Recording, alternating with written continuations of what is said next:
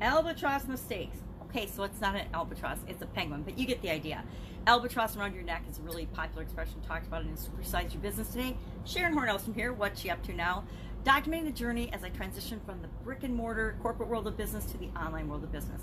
And this whole albatross around your neck thing got me thinking about, and I actually woke up this morning and started a list of the top 10 mistakes that I have personally made, not the top 10 most common mistakes, but I suspect that the list of the top 10 most common mistakes and the top 10 mistakes that I've personally made as I've moved from the offline world to the online world, I made a list of those, and I just realized that maybe it had something to do subliminally with me doing the topic an albatross around your neck, because an albatross around our neck is all about, you know, difficult burdens that we carry that we don't think we can get rid of.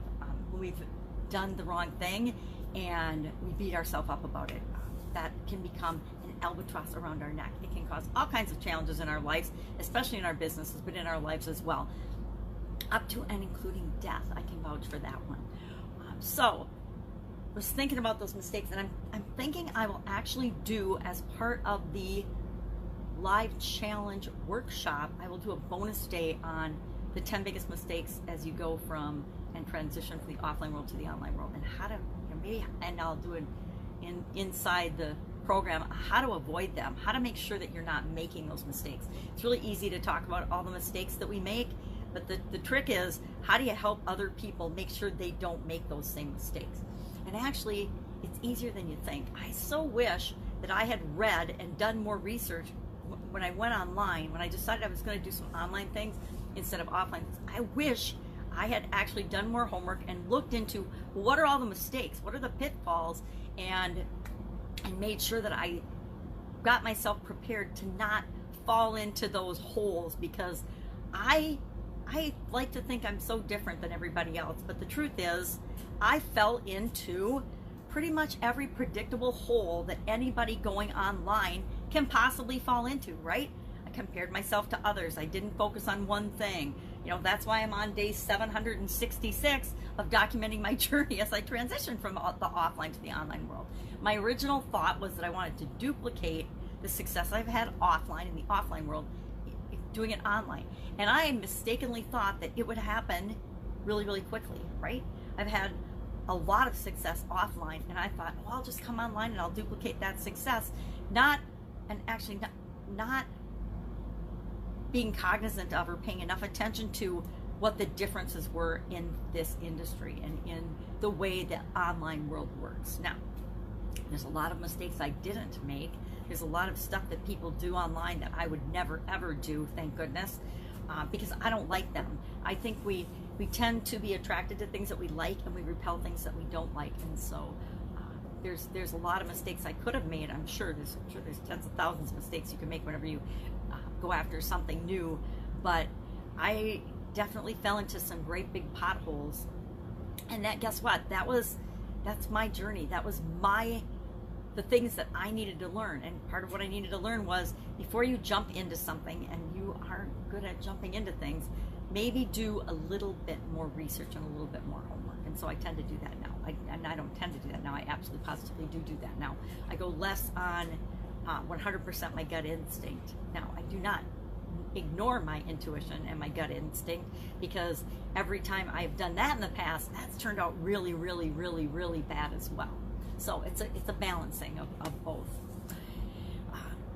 So albatross around your neck. I like the penguin around my neck, and I like how I'm holding him on with a tree of life necklace. It just seems to balance things out.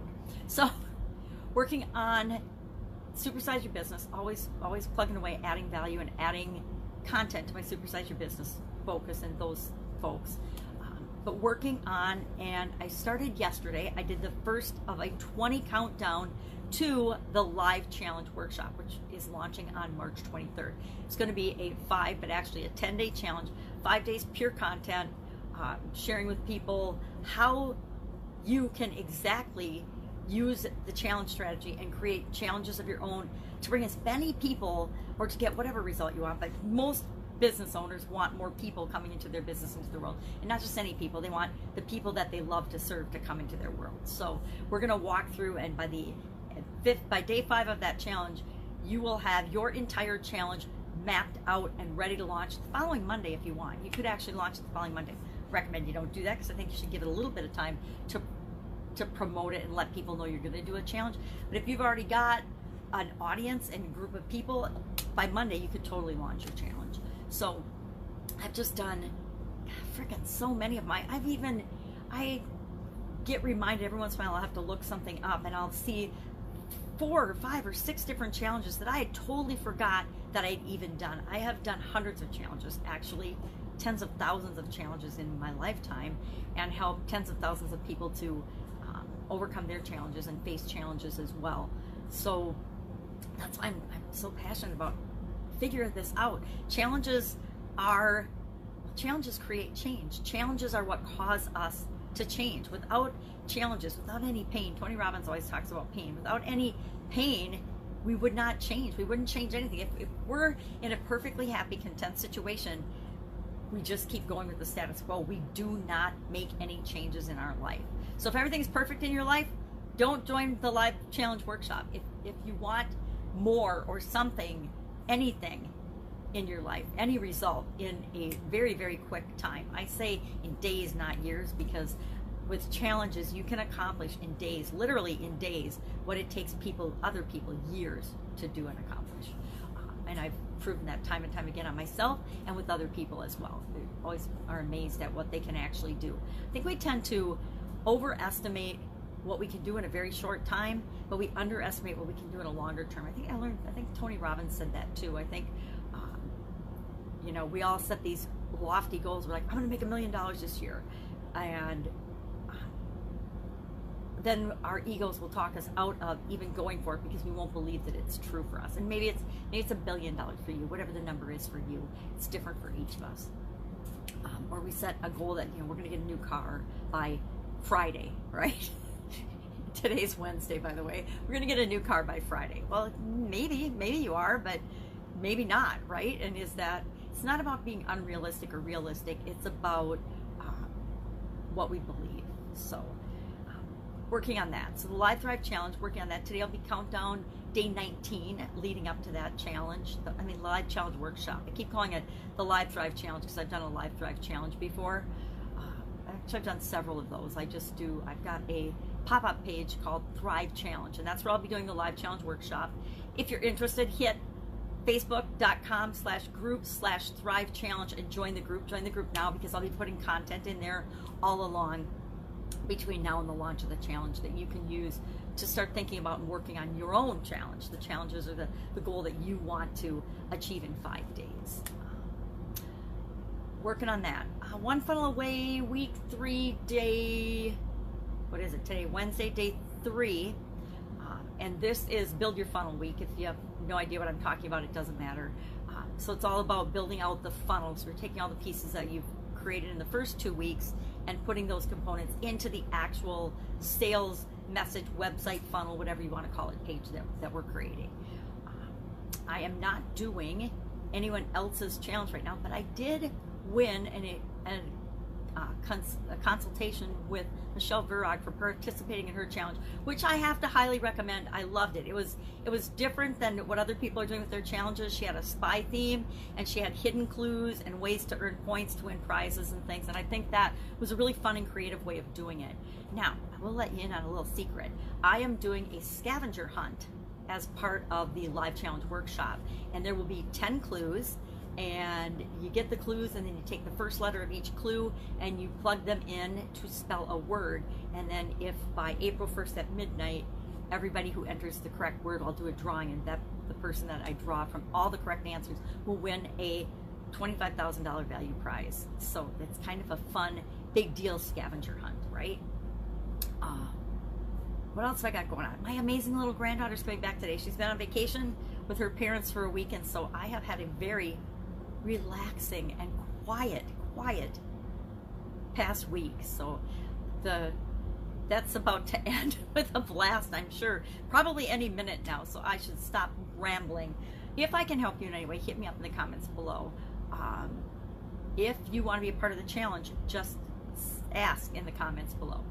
If you have a question that's been nagging at you and you don't feel like you have anyone else you can ask, just ask the question.